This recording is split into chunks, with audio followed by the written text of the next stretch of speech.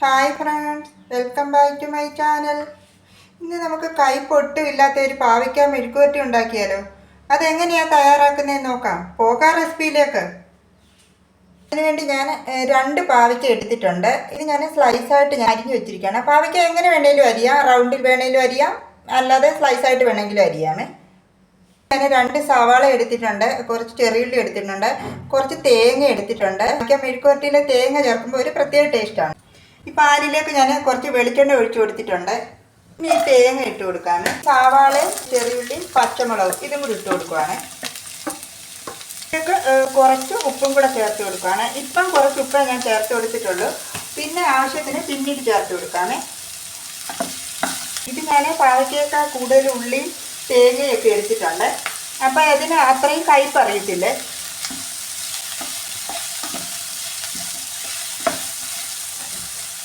സവാള ചെറിയുള്ളി എല്ലാം ചെറുതായിട്ടൊന്ന് വഴറ്റി എടുത്തിട്ടുണ്ട്. ഇനി ഈ പാവയ്ക്ക ഇട്ട് കൊടുക്കാമേ. പാവയ്ക്ക എടുക്കുമ്പോൾ ആദ്യം സവാളയും ചെറിയുള്ളി എല്ലാം ആദ്യം ഒന്ന് അരിഞ്ഞു വെക്കണേ. ലാസ്റ്റിൽ പാവയ്ക്ക അരിയാവേ, അല്ലെങ്കിൽ അതിൻ്റെ കയ്പ്പ് ഇറങ്ങുവേ. അപ്പോൾ അത്രയും കയ്പ്പ് അറിയത്തില്ലേ. ഞാൻ അങ്ങനെയാണ് ചെയ്യുന്നത്. ഞാൻ ആദ്യം ചെറിയുള്ളി സവാള എല്ലാം ആദ്യം ഞാനങ്ങ് അരിഞ്ഞു വെക്കുവേ, പിന്നെ ലാസ്റ്റിൽ പാവയ്ക്ക അരിയത്തുള്ളൂ.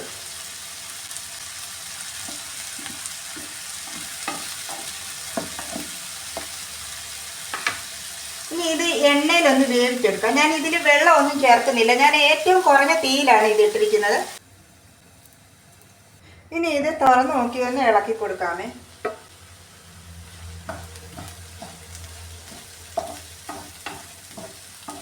ഒന്നുകൂടെ ഒന്ന് അടച്ചു വെച്ച് കൊടുക്കാമേ. വെന്തിട്ടില്ല അത്.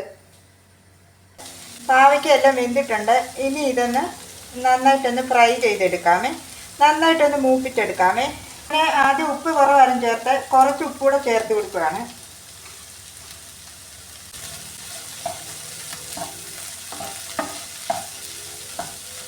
ഇടയ്ക്ക് ഇതൊന്ന് ഇളക്കി കൊടുക്കാമേ.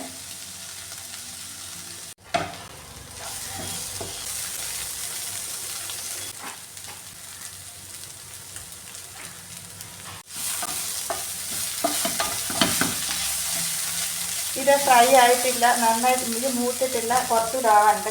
മെഴുക്കുവരട്ടി എല്ലാം നന്നായിട്ട് മൂത്തിട്ടുണ്ട്. ഇത് മതിയേ. ഇനി ഞാൻ ഇതിൻ്റെ ഫ്ലെയിം ഓഫ് ചെയ്യുവാണ്. ഇത് ഇതിലേക്ക് മാറ്റാവേ.